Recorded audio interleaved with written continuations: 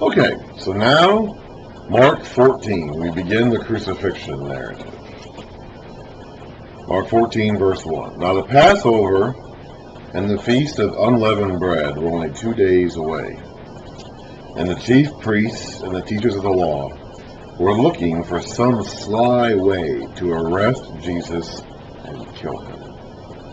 But not during the feast, they said, for the people may riot. Now, to set the context for this Passover and Feast of Unleavened Bread, let's go back to some of the relevant texts in the Old Testament. Let's go back to the very first Passover, the night they left Egypt. Early in Exodus. Exodus chapter 12.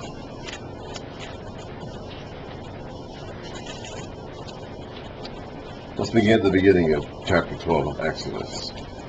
The Lord said to Moses and Aaron in Egypt, "This month is to be for you the first month of your year.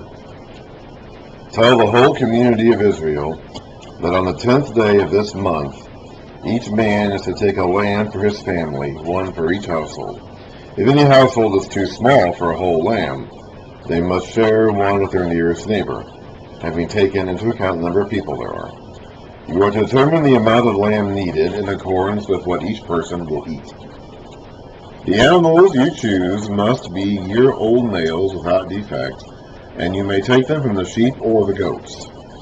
Take care of them until the 14th day of the month. So they choose them on the 10th day, and they slaughter them on the 14th day.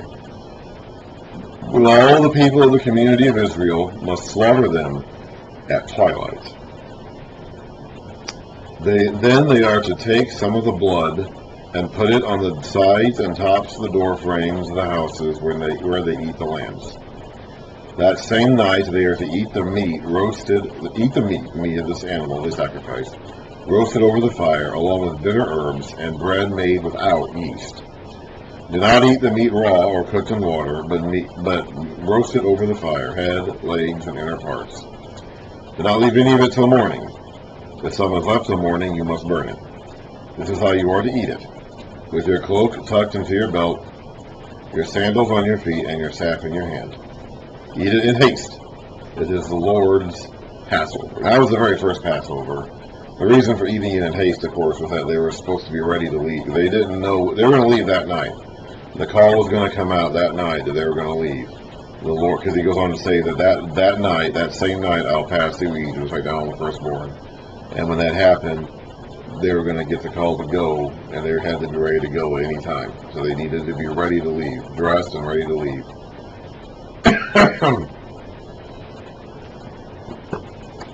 Now, they aren't necessarily fleeing an enemy now in Jesus' day, but they're still, every time they celebrate the Passover, they still follow that same protocol to remind them of that incident.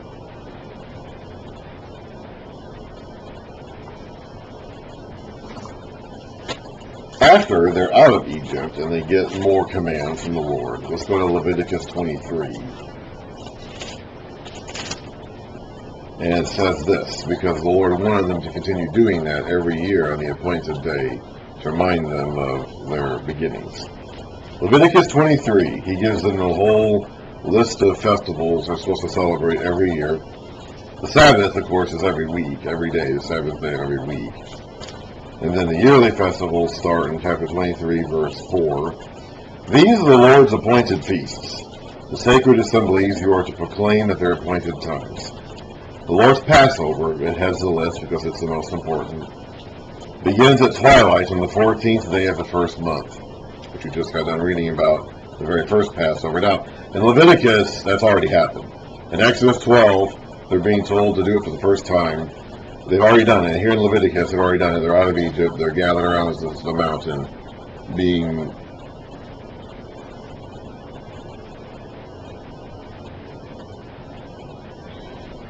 given the law. But anyway, I hope that I'm doing this right. Also, and now they're being told they're supposed to do it every year in the future to commemorate that event. The Lord's Passover begins at twilight on the 14th day of the first month. On the 15th day of that month, the Lord, that's to be the beginning of the third week, the Lord's feast, because every month started, the first day is always the first day of the month is also always the first day of the week. So the 14th day was always a Saturday, the 15th day was always a Sunday. On the 15th day of that month, the Lord's feast of unleavened bread begins. For 7 days, you must eat bread without yeast.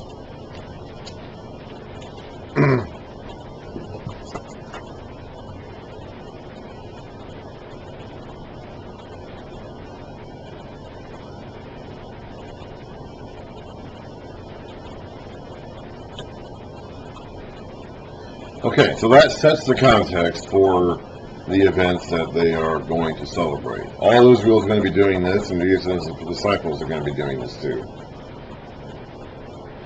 I'm going to go ahead and start a new video because I'm not sure this one's working correctly.